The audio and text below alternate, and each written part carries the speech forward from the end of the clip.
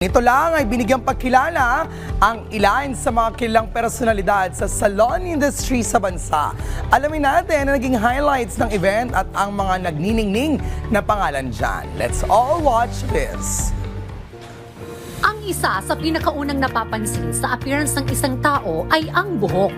Kulot man yan, straight to anuman ang gupit. We do love to spend time and money para mapaganda ang ating hair.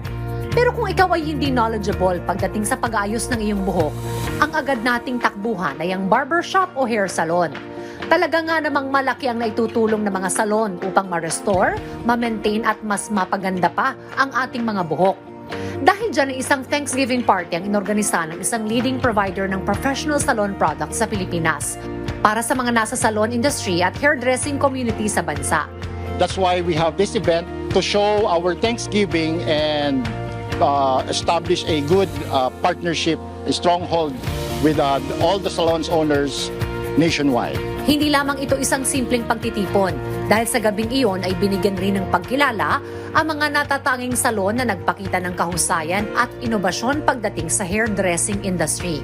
Sa naganap na selebrasyon ay pinakilala rin dito ang bagong hair products at tsak na malaki ang may tutulong sa pagpapaunlad ng mga serbisyo ng hair salon sa bansa. Thank you to all salon owners, stylists, and everything who are patronizing our product. I hope we will really see you again next year. Sabi nga nila, your hair is your crowning glory. Ang pagkakaroon ng maganda at healthy na buhok can help you boost your confidence and it can make you feel good about yourself.